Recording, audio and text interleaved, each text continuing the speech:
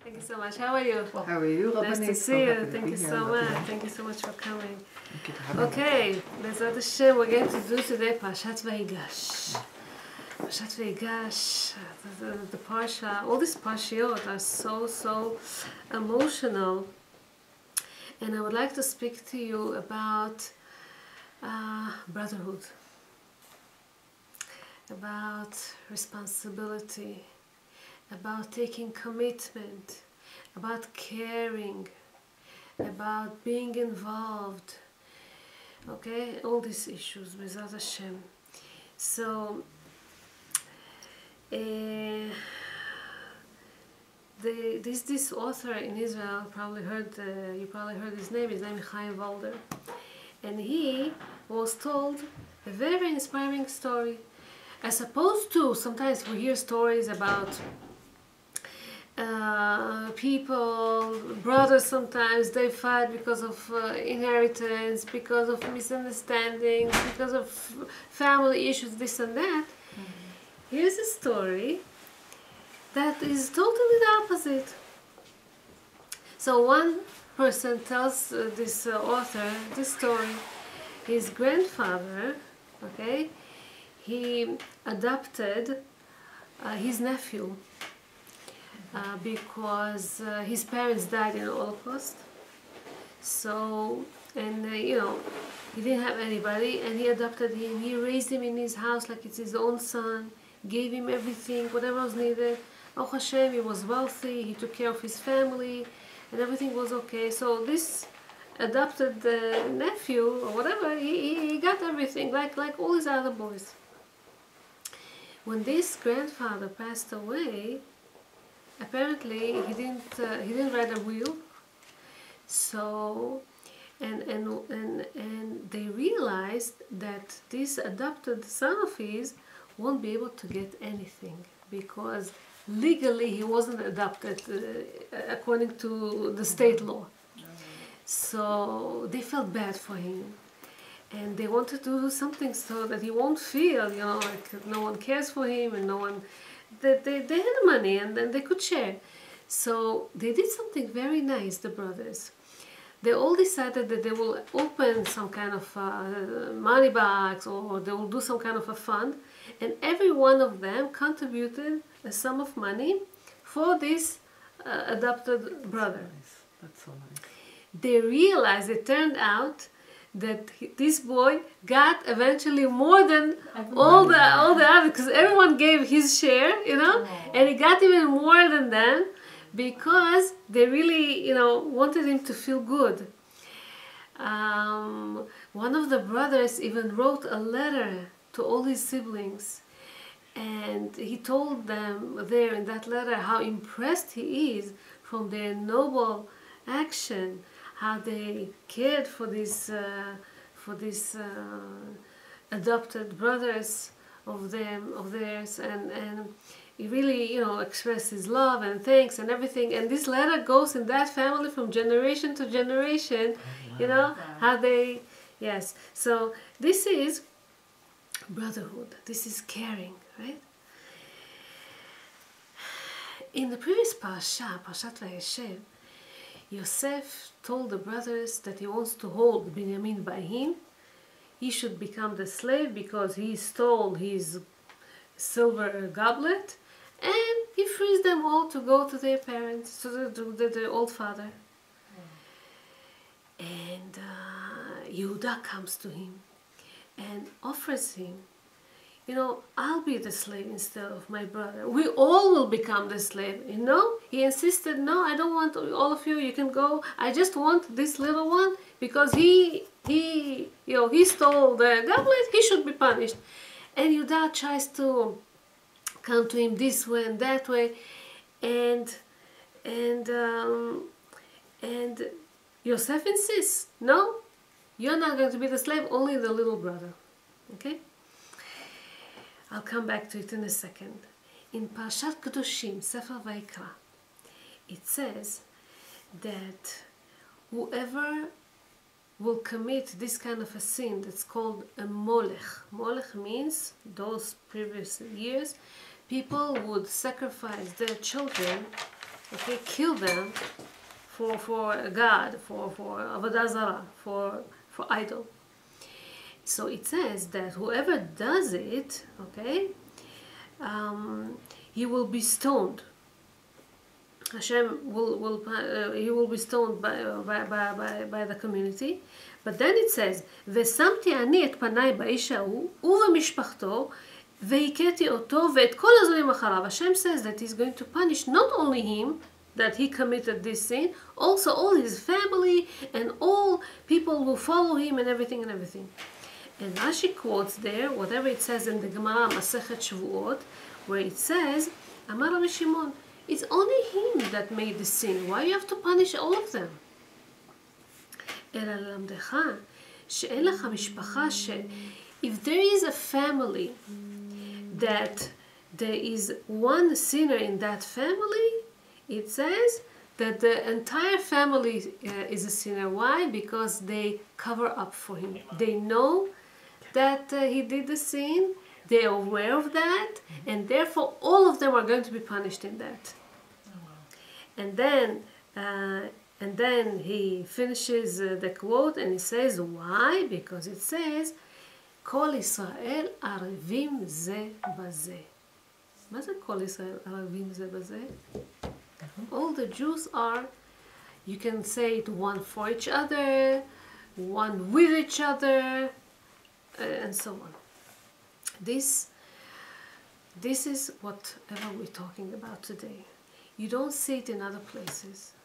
But in the Jewish nation, this is how it is. Kol Israel Arevim. They are committed to one another. They are responsible for one another. Okay? They take a guarantee for one another.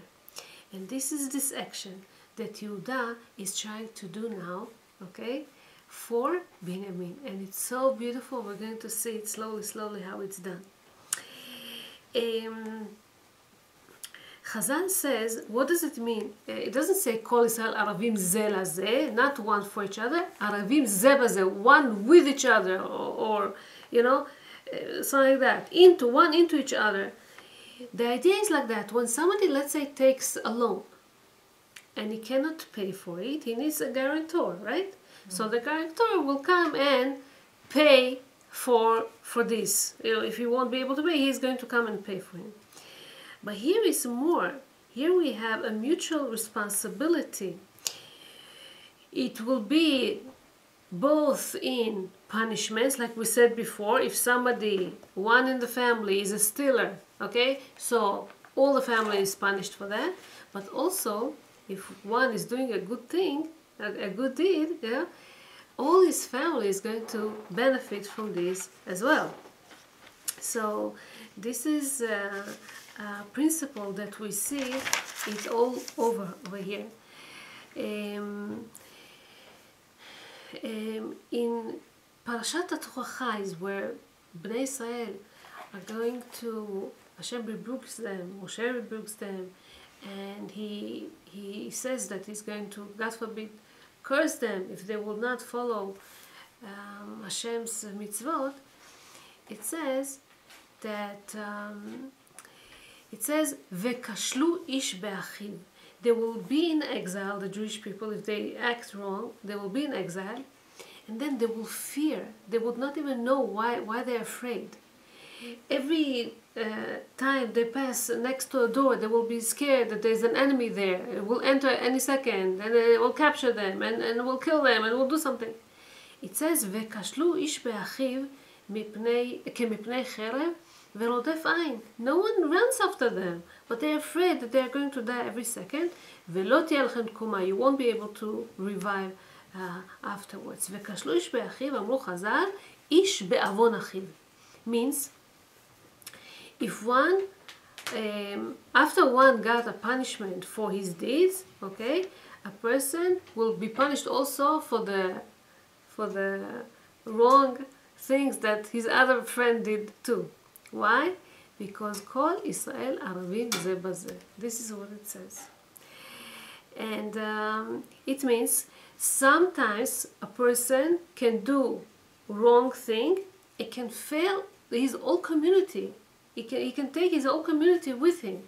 And sometimes a person can do good thing and get elevated, and he elevates everyone with him as well. So it goes to both sides. So when Hashem, when he weights the good deeds and the bad deeds of a person, he checks everything, the environment, the people, everything he checks. אומר הרמח"ל במסילת ישרים, if somebody is drawn after this world, after desires, and he gets away from Hashem, from his creator, so he damages the world and destroys the whole world with him. And so would be the opposite, as we said before. So Arev, to take responsibility, and this is what Yehuda was trying to do here with Binyamin. He came and said to Yosef, I guarantee this son, my little brother, cannot leave him here. I promised my father that I will take him back. In World War II, time of the Holocaust, there was this Protestant priest by the name Nemolar from Berlin. Once he lived in a concentration camp in Berlin, and he had enough time to think over there what could he have done to stop this insanity, this craziness of the Nazis, of Hitler, the way that they killed people and all this. So he says after that, well, he didn't do stuff. And after the war, he says something like that. He said, when the Nazis came to take the communists, okay, I didn't say anything because I'm not a communist. When they came to take the Jews, I didn't say anything because I'm not Jewish. Who cares? When they came, he said, to take the labor union people, I didn't say anything because I'm not a member there. When they came to take the Catholics, I didn't say anything because I'm not a Catholic. And when they came after me, no one was left to say anything. Wow. Yeah. So, caring is something very, very deep. People that are superficial, they cannot really think. They usually are concentrating on themselves. They cannot think about other people. And the more a person, the deeper he is, he thinks about people around him.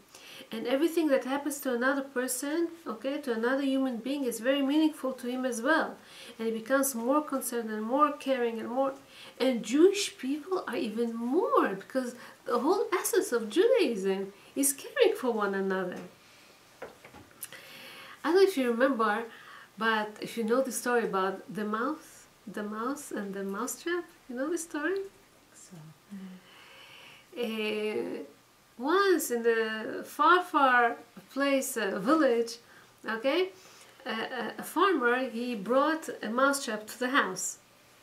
And he announced to his wife that now they're not going to have this mouse anymore in the house. So his wife was very happy. They put the mousetrap and they went to sleep. In the middle of the night, she hears a noise. You know, something was caught in the trap. So she went down from her bed to check what happened. The house was dark. She didn't really see stuff.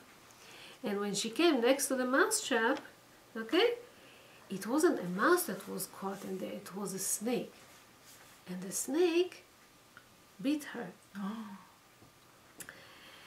Now, when a poison gets into someone's body, it spreads and it becomes very dangerous. They say that whenever you have infection running in the system, it's good to take chicken, to drink chicken soup, to eat chicken soup, because it helps from infections and whatever. And she started to have high fever. So before, when the mouse came to the chicken and he told the chicken, you know, there's a mouse trap here, the chicken said, so what do you want me to do about that? He didn't care. But now you know what happened, because he didn't care. The farmer went, he killed the chicken, and he made the soup to his wife so that she's going to drink from this. Then Then he needed more meat because people started to come and visit her. She was sick and she needed a lot of visitors into the house. Where are you going to feed all these people? So he had to go and kill the goat. Before the mouse came to the goat and he told the goat, you know, there's a mouse trap, what should I do? The goat said, who cares? It's your problem. I'm outside, you're inside. Now they killed even the goat to feed all these people. Oh, that's funny. And then, Baruch Hashem, she went to the hospital, she was treated and everything was okay. So she came back home healthy and everything was okay. Now the farmer wanted to do Sudat Oda'ah. Odaya, you know, like a gratitude, thanks to Hashem that she was saved. Now he had to kill the cow. Before the mouse went to the cow, he said, "Mouse, there's a mouse trap. What should I do?" The mouse, you know, the cow didn't care because, you know, I'm busy with my stuff. Leave me alone. When something happens to a person in the community, you cannot say it's your problem. It's not mine. Right. We're all in the same boat. You know this mashal that they give in the Gemara? There was this guy that was in a big ship. And something crazy got into his mind, and he decides that he takes the drill and drills a hole inside his cabin, inside his cell. People tell him, hey, what are you doing? It's not good. He tells them, why do you care? It's my cell, it's not your cell. If something happens, I will drown first. They say, you don't understand. If there's a hole in the ship, you know, it's going to be flooded. All of us are going to drown, not only you, right? This is Nika Arevim Ze Baze. All Israel are one for each other. So, when Yehuda comes to talk to Yosef, first he tries to turn to his mercy feelings. He tells him, we have an old father. You asked so much about him. Please, let us. Yosef stays apathetic in a way. He doesn't care.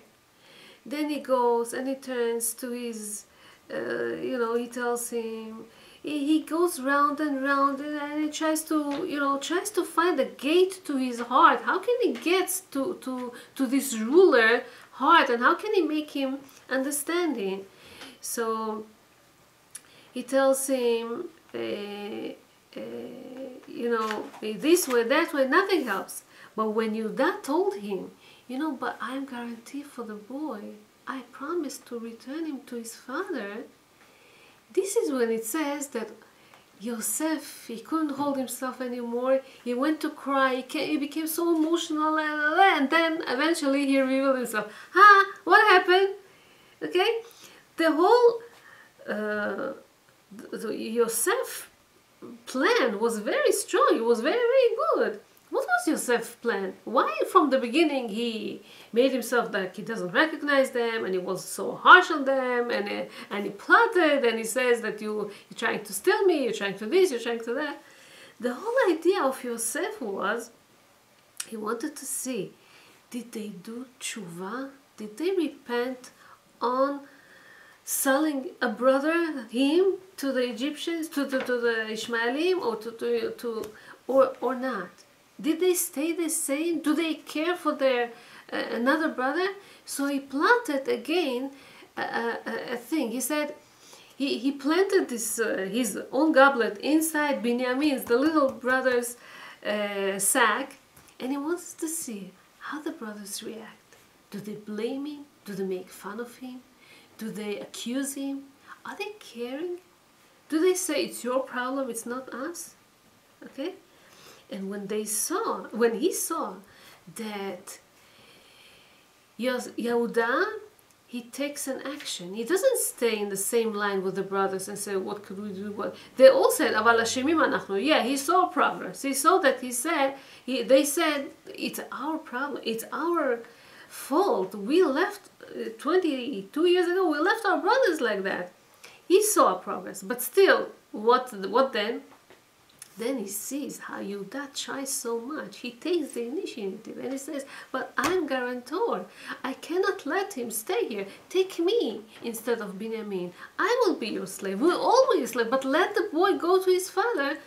This is when he felt that there was that they made a difference, that they changed.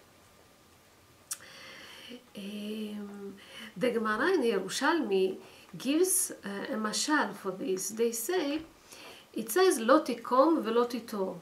Don't avenge on something that happens to you, and don't hold grudge. Right? It's a violation from the Torah. And they say, if somebody cuts meat with, let's say, the right hand, he cuts meat, and the knife cut the finger of you know, the other hand, yeah. So what's going to happen now? Will this hand punish this hand? No. No, why not? Because it's one unit. It's one per person. You don't punish yourself twice, right? So this is what happens, he says.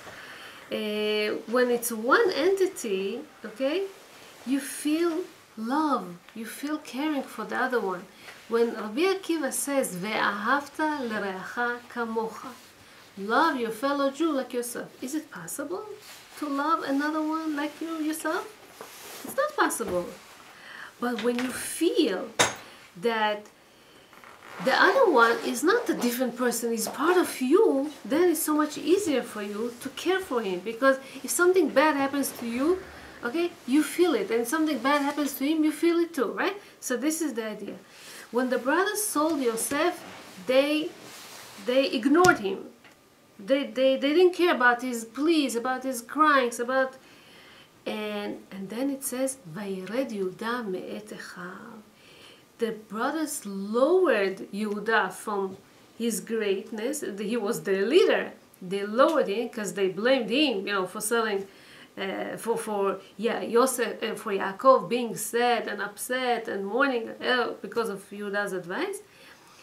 And the whole relationship between the brothers now, okay, it all came down. They didn't get along. They didn't agree on stuff. And Yehuda, instead, he went to live in Adulam, you know, and over there he got entangled with the problem of Tamar. Tamar. So it happened before. What? Right? With the Tamar. When they sold Yosef, and then happened the Maaseh of Yehuda and Tamar. A long time ago, okay? Yeah. At the same time. So Tamar, she was sentenced to be burned, God forbid. And she didn't want to humiliate Yehuda, and she sent him all his stuff, his seal, his staff, his whatever, his stuff.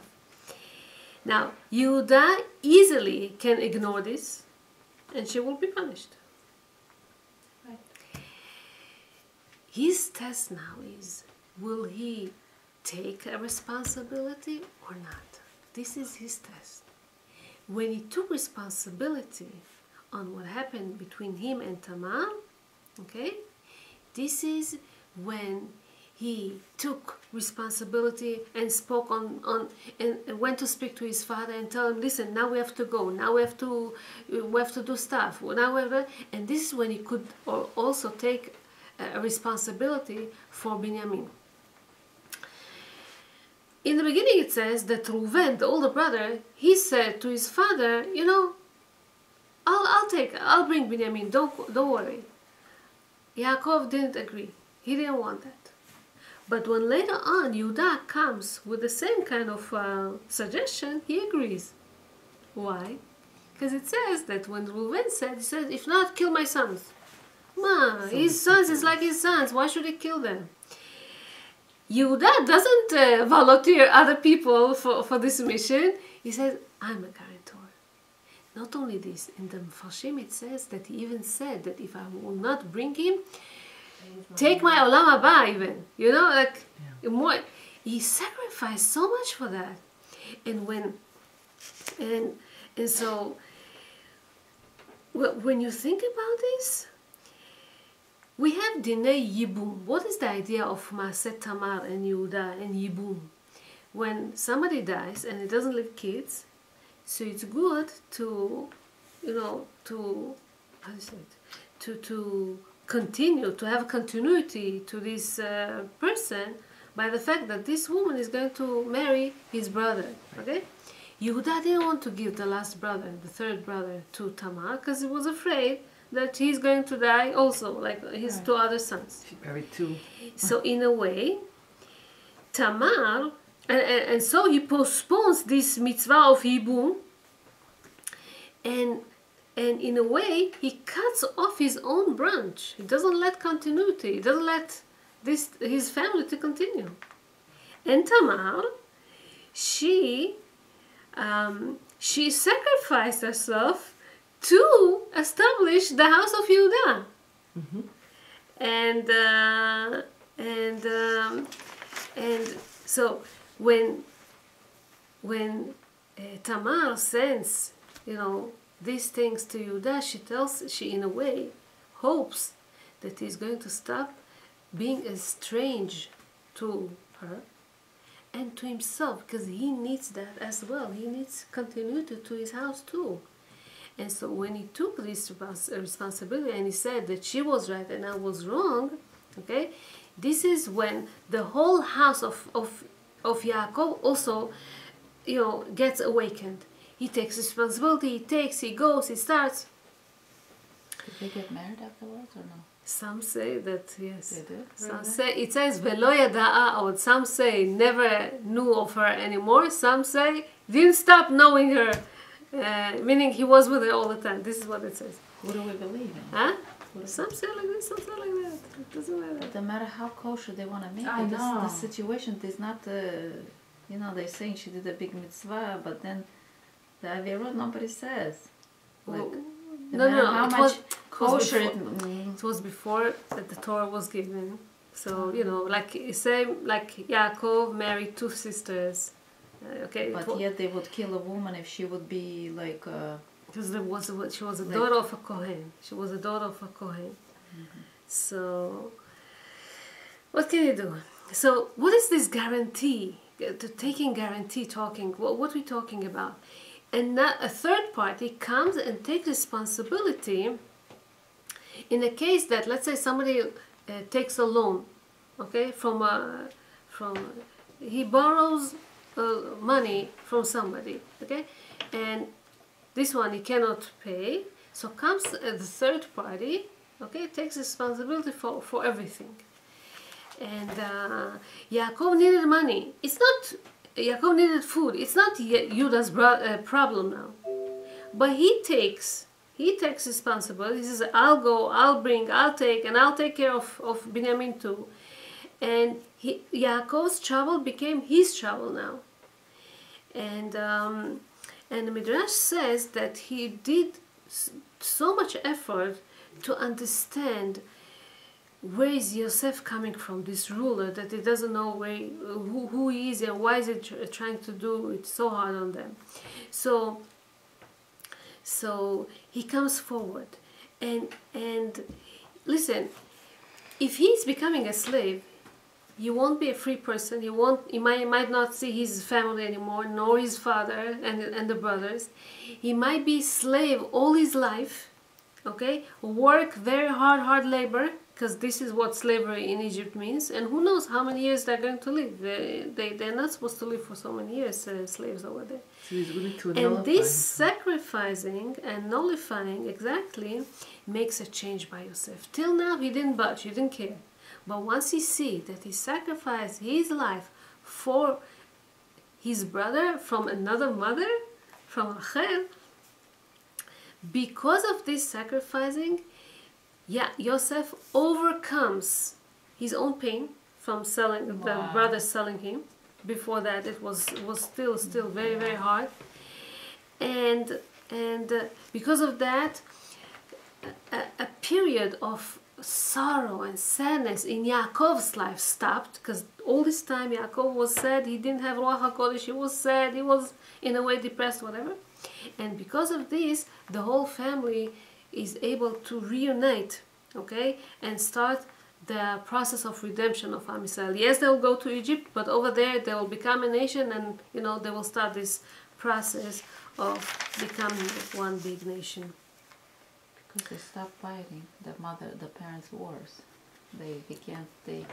Huh? They stopped fighting the mother's wars. Uh-huh. For them, Okay. they I'll come to it in a second. Okay. Rav Moshe Lev Sasso. He went to study by his rabbi, Rav Shmolka Minikelsburg. They're Hasidim. And about 250 years ago, something like that. And so he was by him, about 7 years he was by him. And then it was time for him to, he learned enough, it was time for him to go and establish his own, place and students and everything. So as he left his rabbi, the rabbi gave him three things. He gave him 1 coin for being by him for 7 years, 1 coin, 1 loaf of bread, and 1 white coat, it says. Okay, he starts going and he hears cries, somebody screams, somebody yells, somebody, in pain. So he goes towards the cries and he comes to a house that had a basement. A Jewish person was captured in that basement, crying because he was prisoned there. He was supposed to give his landlord 300 rubles, for an inn that he was leasing an inn, a typical job, and he couldn't pay. So the landlord, he put him in the basement, in a prison, until he will be able to pay. Rav Moshe Lev Sasso felt so bad. He went to the landlord. The first thing, he told him, "Did you eat anything lately?" He says, "No, I'm here for..." He gave him this loaf of bread that he got from the rabbi so that he'll be able to eat. Number 2, he went to the landlord. He made a meeting with him. He says, "Listen, can I pay for him?" He says, "Sure, how much you have?" "I have 1 coin. Oh, 1 coin. I need 300 rubles. What's that 1 coin?" He said, "But this is what I have. I'm sorry, I'm not releasing him for 1 coin." So he left. He left, but he felt so bad. Well, how can I leave a Jewish person like that? He went back to the land owner there, and he told him, "Please, this is the only thing." The guy got so upset at him. He says, "Again, you're coming with your nonsense offers and stuff." He put him in a prison now. Oh, wow. Those years, the landlords could do whatever they wanted. They were the ruler of the place, and if he wants, he can make him die. If he wants, he can punish him all kind of ways, torture. Huh? not like now. Not like now. So he puts him in this prison, and in that prison, he had some vicious dogs that he used to raise, and he put him and he released his dogs there. Now the dogs are supposed to come and attack him and tear him to pieces, and they're bloodthirsty, these dogs. But he sees that the dogs are not coming close to him. He says, "What's that?" So he took him to another room, and in the other room he had a big cage, and over there he had some wild animals, that will tear you up in a second. He puts him inside this cage. And again, so Rav Moshe Lev Sasso, he took the coat that the rabbi gave him, put it on top of him for protection, and came inside the cage. They didn't touch him. The landlord got so scared, he told him, "Get out of here," and he sent him free, because he was afraid to deal with this holy person. This is when people, they care, and he was willing to sacrifice his life to save another Jewish person, okay? This is when we speak about arevut, about caring for one another, about, being committed, responsible for one another. It says that Yehuda didn't start this whole process of taking guarantee or caring for others. It didn't start by him. It started already by his grandfather, by Avraham Avinu. When Rambam, the Maimonides, describes how Abraham started. When he was 40, it says, this is when Abraham recognized who is Hashem. He didn't know by that time who is the creator, who runs the world. Oh, lucky. And it was when, Oh, lucky. yeah. So once he knew that Hashem runs the world, he didn't keep this knowledge to himself. He started to go from one place to another, and talk to people, discuss it with them, and tell them and explain them. It says that he went from kingdom to kingdom until he came to Canaan, to Israel, of those days, right? And this is when he was spreading this word that Hashem created. Now, if you know, those days used to be Shem and Evel, sons of Noach. They also had the knowledge of Hashem, but they didn't leave their yeshiva. They opened the yeshiva, but they stayed in the yeshiva. Abraham was going from place to place and wanted to teach this, to believe in one Hashem and to thank Him and this thing, okay, the fact that he was carrying so many people, he made them closer to the idea of what is Hashem and everything.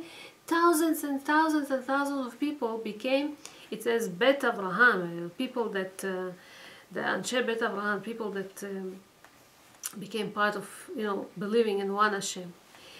So this is where Yehuda took it from. This taking guarantee for another Jewish person, this is the path to the redemption. This connection we see right as Israel people had to come into Israel. Right after Moshe Rabbeinu passed away, Yehoshua became the leader. First word that they had in Israel was Yericho. With miracles, they were able to conquer Yericho, and Yehoshua said that they are not allowed to touch all, whatever they capture in Yericho, all the assets, all the money, all the gold, or whatever they're not allowed to touch it. Okay, second war was supposed to be in the eye. As they come and they try to fight against the eye, Lo Aleinu, 36 people of Israel die. And Yehoshua doesn't understand why. He started to pray to Hashem. Hashem told him that the Jewish people, okay, they did something wrong. And he didn't understand what was wrong, what happened. It says that the Jewish people, it was only one person. It was Achan from Shevet Yehuda. They touched and took from that, the loot. But it considers like everyone made the sin, and because of him, so many people died. You see, this is the arvut that we're talking about. If one does something good, okay, other people benefit from this. If somebody does something bad, all Jews suffer from this. By the way, it says that even in the time of Moshe Rabbeinu, this Achan, he already violated this law, even in the desert, not only in Yehoshua's time. But he was punished only now. Why? Because as they were supposed to enter Israel, they were supposed to cross the Jordan River, and in the Jordan River, it was right after they took upon themselves the blessing and the cursing, Har Eval, Har Gerizim, Har Eval, and over there they became committed. And this is why now, as they entered Israel, this is when he got punished. Before, it was in the desert, it wasn't punished yet. So,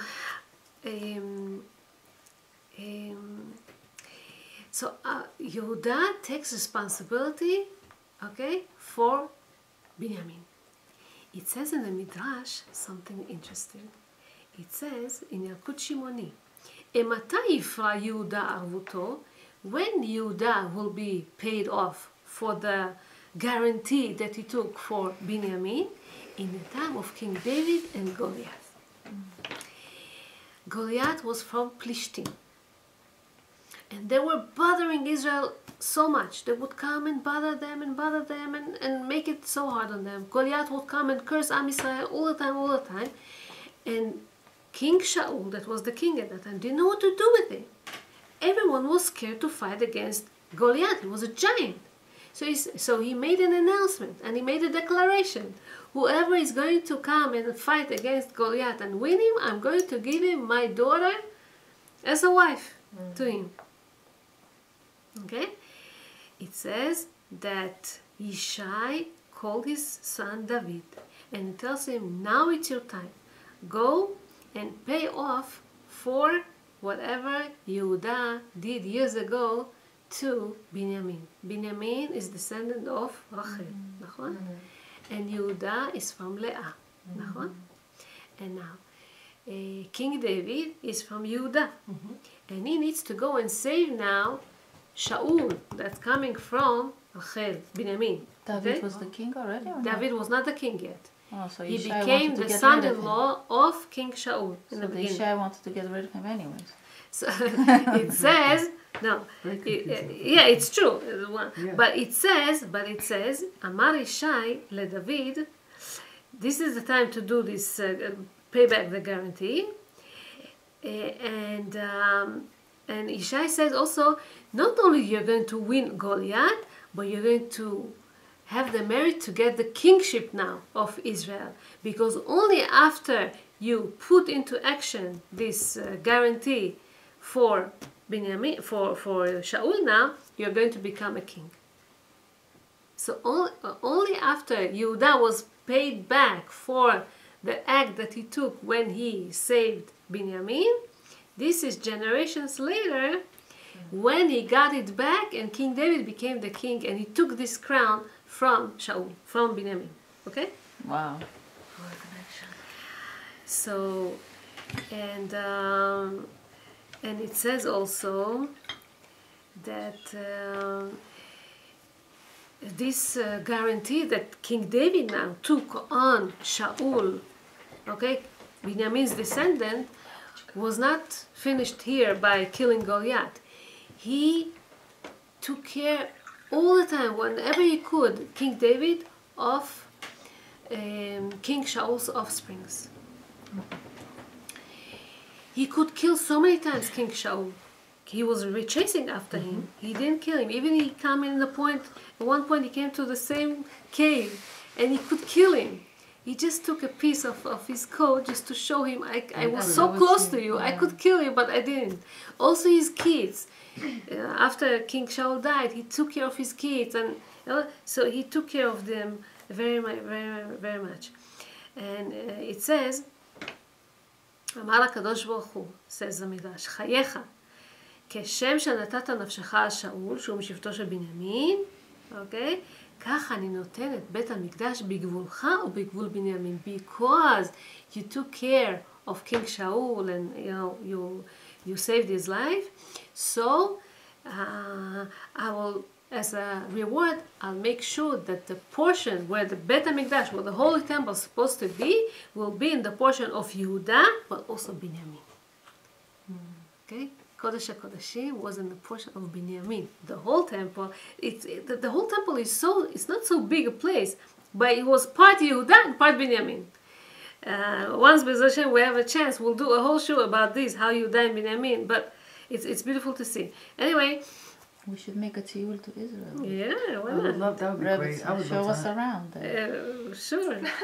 And so, and also it says, חייך שכל השבטים גולים, all the tribes will exile from Israel, but Yehuda and Binyamin won't get the exile together with them. Why?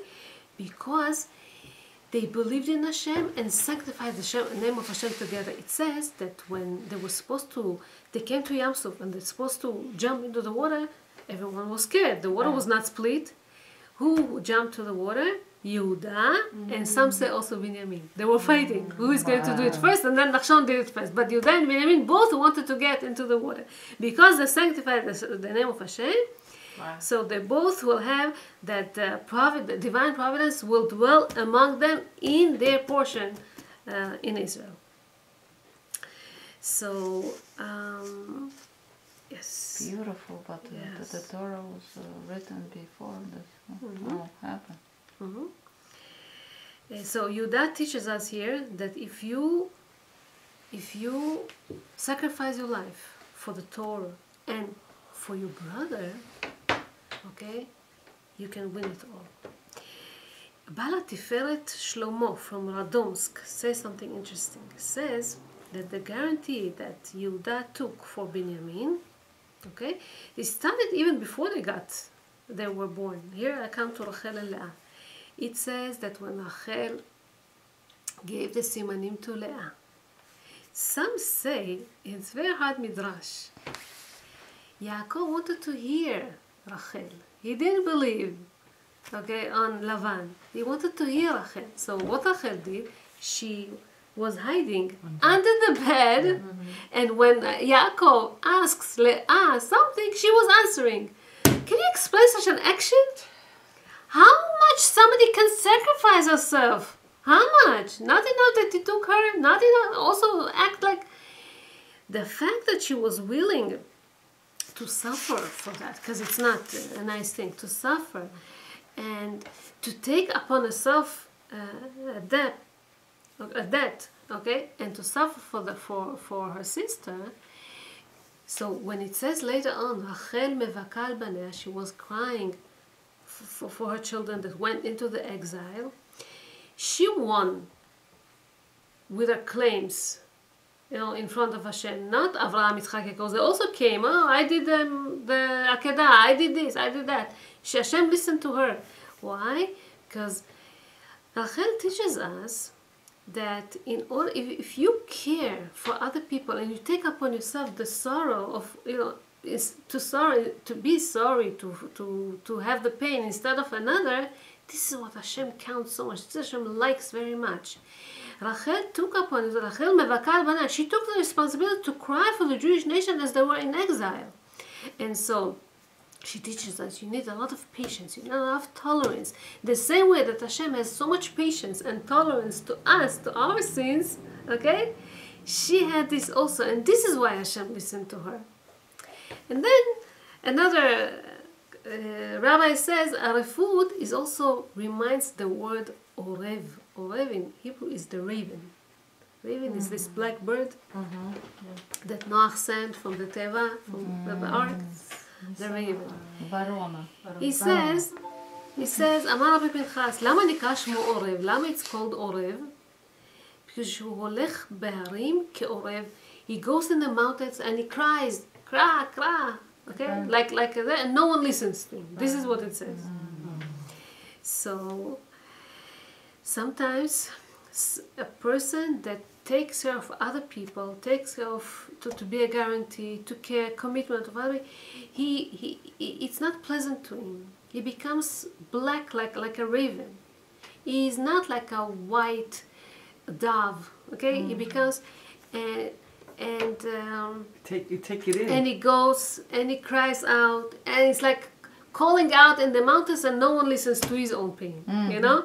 So Hashem listens to these prayers because he sees the invisible. He sees how one person suffers for another, even though you don't say it, or even if you say it, no one listens. Yeah?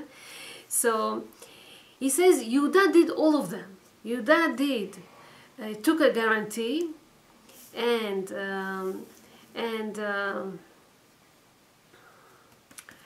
he sacrificed himself for Binyamin, okay? And so, same as David did with Goliath and Nachshon and Binyamin and whatever.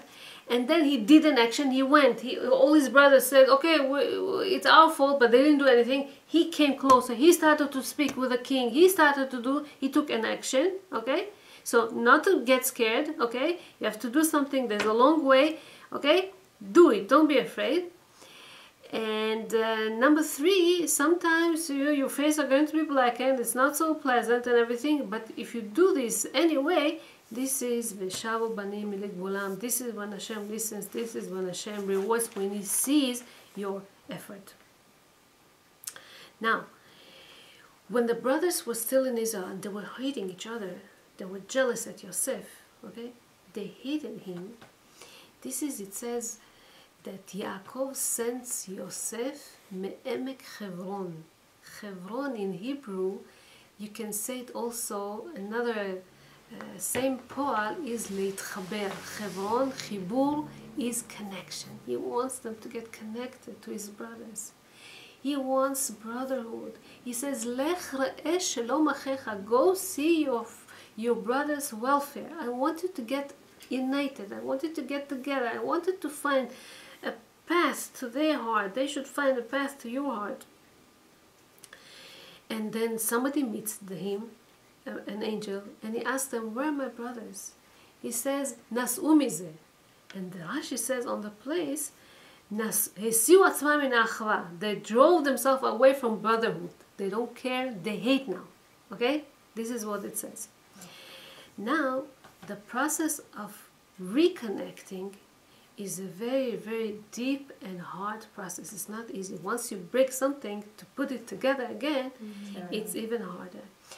We know that there are 3 levels in repentance, in tshuva. Number 1, regret. Okay? Number 2, admit that you were wrong. Confession, vidui. Number 3, kabbalah la'atid. You take upon yourself that in the future, once you have the same kind of a test, okay, you won't do this mistake anymore.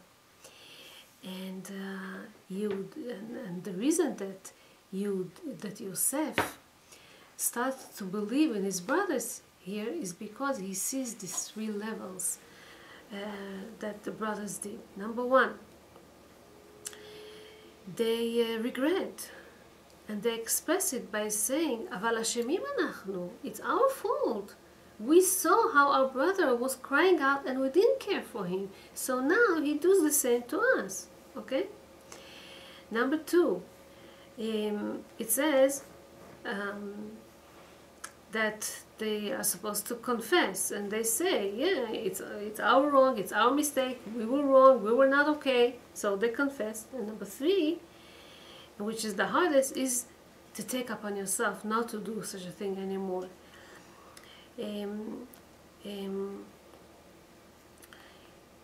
Yosef purposely did an action now. He gave Binyamin, which was again the son of Rachel, his own brother, he gave him 5 times more of the clothing, of other stuff. Why do you do this? You know that favoring one child or to another, it's not good. Why you do it? Why you do the same mistake? Because he wants to see, would they get jealous? Did they stay the same? You know, when Yosef got special Joma, Kotonet Pasim, when he got more affection and attention from their father, it bothered them so much. Would they get annoyed again when he does the same to Binyamin? When he saw that they were not annoyed and they were caring for Binyamin, okay, this is when he saw that they did a difference, that they made it, that they made How a could they tshuva. be jealous on the level that they are? How can they be jealous? We don't understand it, and we don't want to get into there. They did Shamayim, they made a din even with Hashem, which is a hard thing to understand. Cannot go into there because I don't know, it's very hard to explain what exactly happened there. Very hard to explain. They thought about the future. They thought that he did sins. Not that they got so much jealous, but they saw that he did some things. Lashon hara he spoke, and some other things that he did. And they say, you know, if this is how it starts, in those days they had this a problem. So there was Ishmael and Yitzchak. So Ishmael was not good. He get to get away from the family. And then there was Esav and Yaakov. Esav wasn't good. And then Yosef and his brothers, probably they have to ban him, they have to get rid of him the same way as it happened to Abraham, Yitzchak, and Yaakov. So this is what they thought they're supposed to do. They got wrong, but this is... But sometimes in like a family situation where there's kids, right? Like he favored the youngest one, giving him a present. That was Yaakov's Are mistake. you allowed to do that in the house? Let's say No, the child no. needs That was particular Yaakov's attention. mistake. He gave too much to Yosef next to his brothers, and this was wrong. This the commentary says So that in this our was days, wrong. if we have to give to one child a particular attention because he needs it to improve Right. in a certain level, so we can't do So that. to your other child, you give him a different kind of attention. Maybe buy him something else. Maybe talk to him or do something else. Because every child needs attention, and every child needs a different need from his parents. Okay, so you acknowledge the fact that everyone needs it, but to everyone you need. It says "Chanoch al anar al pi dako." Whatever he needs, This is what you give him. You don't have to give all of them the same prize and the same type of attention, but they do need an attention. So, yeah. In the time, look to how much guarantee or carrying a commitment towards another, how strong it is in Judaism. In the time of the Holocaust, someone approached a rabbi and he asked him a very, very, very difficult question. He said that he has an ability not to send his own son, okay, in the next transport to the extermination camp. Okay, not concentration, at the extermination camp where they kill there for sure. Okay, he has the ability not to send his child. The problem is that he thinks that if he's not going to send his own child, another Jew is going to get inside, because the Nazis, they had numbers and they had to fill up these numbers. They had to fill, I don't know, an amount, and if not, somebody else will go. What should he do? The rabbi didn't know how to answer him. It's such a hard question. How can I answer such a thing? Eventually it says that the Jewish person decided to send this son, because why? To endanger somebody else. Wow. It's a mala. Wow. Yeah. Okay? That's the Jewish way of thinking. Let's end up. It's everything the opposite of what they tell you here now. Let's end up with what it says about Yaakov Avinu. Yaakov, if you think about his name, what is the Yaakov coming from? Ekev. Ekev is the hill. This generation is called Ikveta Dimshicha.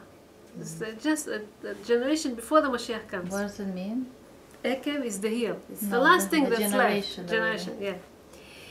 Yaakov symbolizes his fight against with the Akev, with the heel of Esau, and he wins it. He usually wins it, and Yaakov was the one that fixed Tfilat Arvit.